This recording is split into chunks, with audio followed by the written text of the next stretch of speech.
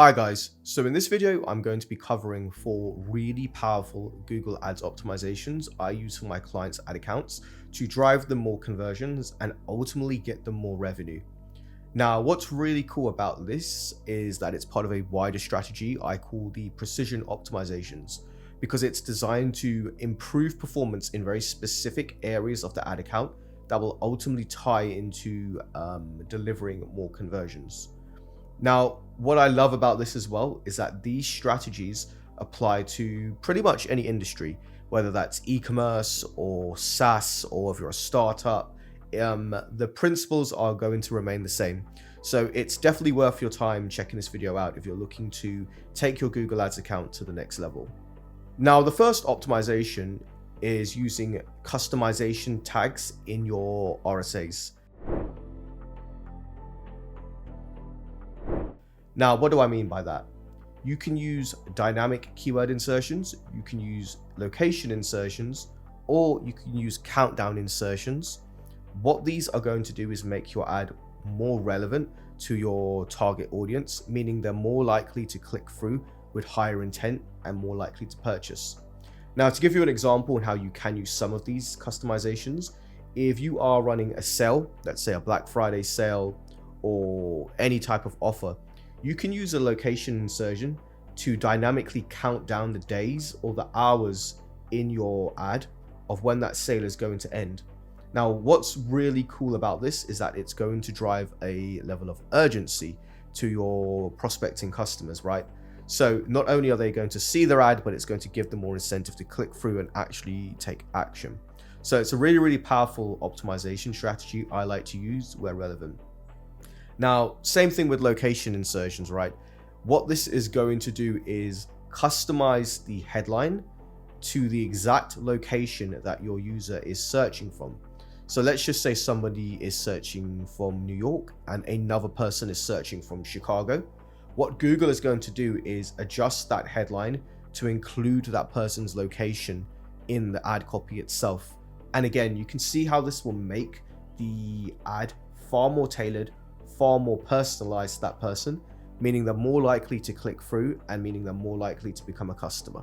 Now, the next optimization you can make is leveraging first-party data in your Google Ads Performance Max campaigns. Now, this seems like a fairly obvious optimization to do, but a lot of businesses I work with don't actually do this, and it's costing them a lot of money. Now, the advantage of using first-party data is that Google is able to take that data set of your customers and find new customers, new traffic sources to target that look just like your existing customers. And this is going to be far more powerful and well-defined than any level of manual targeting that you could possibly do. So it's a huge advantage to leverage this tool or leverage this capability on Google Ads. Now, the way you can use first-party data is by uploading an email list onto Google's Audience Manager. I believe it needs to be minimum 1,000 valid customers. But again, the larger the email list, the larger that data set, meaning the better results you're likely going to get. Now, there's a few ways you can do this actually.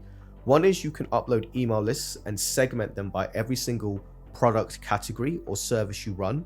So for example, if you have customers for a male clothing line and a female clothing line, you don't want to mix those together. You want to keep those separate, right? Because those are two different types of audiences.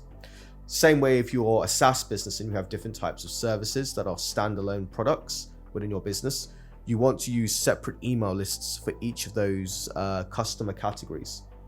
Now, the way you can take this to the next level, and this is what I like to do, is rather than just uploading an email list onto Google, what you want to do is take the email list of your highest value customers and upload them onto Google. Now, the reason you want to do that is because these customers are all going to share unique data points that makes them really powerful.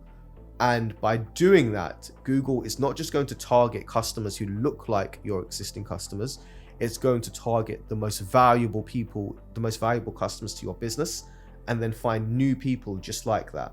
So again, this is how you can take it to the next level. And what you're going to find is the ROAS and the revenue on these particular campaigns is going to be really good. Now, moving on to the third optimization, this is going to be using brand exclusions in your PMAX campaigns. Now, this is a relatively new feature to Google Ads, and what this allows you to do is exclude your ads, your PMAX campaign ads, from showing for any searches against certain brands. Now, this is really cool because let's say your PMAX campaigns are showing against searches against irrelevant brands, or brands that are maybe lower quality to you or in a different price bracket altogether.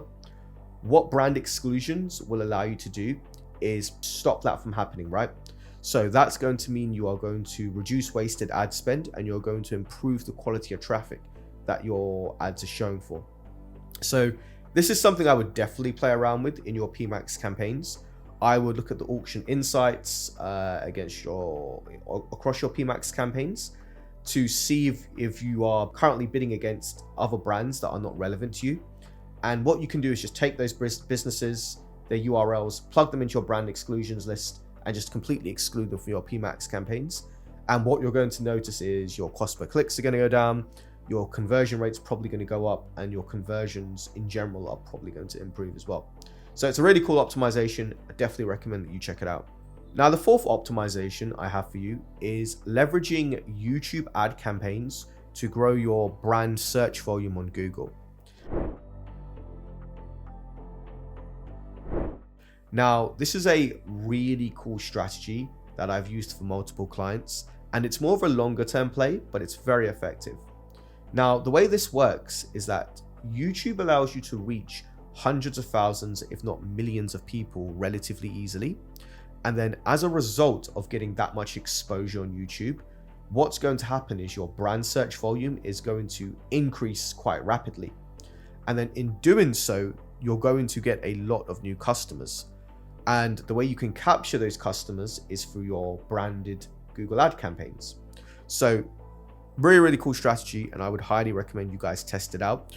The audience targeting on YouTube will need a bit of playing around. I would recommend testing a couple of ad sets, seeing what gets the best view through rates, the best click through rates, etc.